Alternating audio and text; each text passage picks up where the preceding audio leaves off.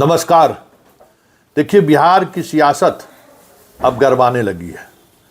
अभी तक जदयू इशारों में बात कर रही थी, लेकिन आज चिराग पर हमलावर है। ये स्वाभाविक है क्या?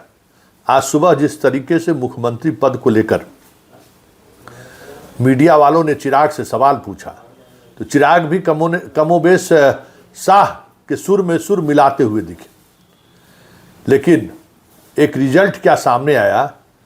जदयू इस तरीके से हमलावर हो सकता है चिराग पर, ये पॉलिटिक्स के धुरंधर स्वाभाविक रूप से स्वीकार करने को तैयार नहीं थे, और ये शैली भी नहीं रही है।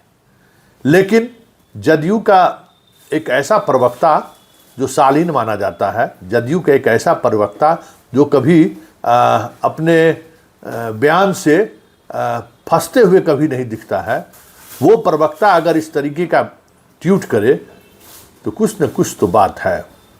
या तो पार्टी के अंदर घमासान है, या फिर पार्टी लाइन के विपरीत जाकर भी चिराग को लेकर, बयानबाजी को लेकर पार्टी ने या तो छूट दे रखी है, या फिर पार्टी में इसको लेकर मतभेद है। ये ट्वीट को जरा गौर से देखिए। ये ट्वीट आपको जदयू के प्रवक्ता अरविंद निषाद का है। बिहार फर्स्ट, बिहारी फर्स्ट, नहीं, उम्मीदवारों का नामांकन रद्द फर्स्ट, पार्टी का पहला रिजल्ट फर्स्ट।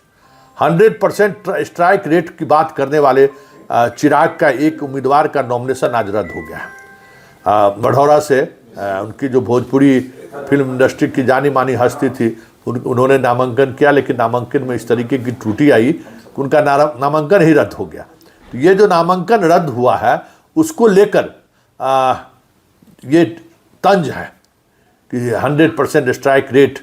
बताइए, पहले ही परीक्षा में आप फेल कर गए। हालांकि उस ट्वीट के साथ एक प्रतिक्रिया भी ट्वीट के सहारे ही LJP-R के द्वारा दी गई है, जिसमें मनीष सिंह है। उन्होंने यहाँ तक कह दिया, पलटने की धमकी पर बचू ही गठबंधन की मर्यादा फर्स्ट, जनादेश का सम्मान फर्स्ट, बराबरी का व्यवहार फर्स्ट। मतलब ये इस तरीके से ट्विटर वार जदयू और चिराग के बीच शुरू होगा। संकेत क्या है? क्योंकि ये संकेत है कि आने वाले समय में चिराग को लेकर जदयू के सिर्फ प्रवक्ता ही नहीं, वोटर भी असहज दिखे मतदान केंद्रों पर, तो कोई बड़ी बात नहीं होगी, क्योंकि चीज़ें कुछ उसी दिशा की ओर बढ़ती हुई दिख रही है। और चिराग को एक बार फिर हनुमान के सहारे, हनुमान की पदवी के सहारे जो बिहार साधने पहुँचे हैं, उस हनुमान की स्थिति रामायण की उस रामायण की उस हनुमान से इतर, क्योंकि कलयुग के आज राम भी हैं, कलयुग के हनुमान भी हैं, देखने को मिल जाए तो कोई बड़ी बात नहीं होगी। क्योंकि जदयू के प्रवक्ता ही नहीं, जदयू के वोटर भी कहीं न कहीं चिराग से असहज है। और जिन सीटों पर चिराग चुनाव लड़ रहे हैं, वो सीटें अधिकांश ऐसी सीटें हैं जहां जातीय जड़ता और जनता की पॉलिटिकल कंससनेस दोनों अलग है। चाहे वो शाहाबाद का इलाका हो, चाहे वो रोहतास का इलाका हो, चाहे वो मिथिलांचल का वो इलाका हो जिस पर कभी रामविलास पासवान की भी पकड़ नहीं रही है। 29 सीट तमाम ऐसी सीटें हैं जो 100% स्ट्राइक रेट की तो बात छोड़िए, स्ट्राइक रेट बचाए रखने के लिए चिराग को संघर्ष करना पड़ेगा।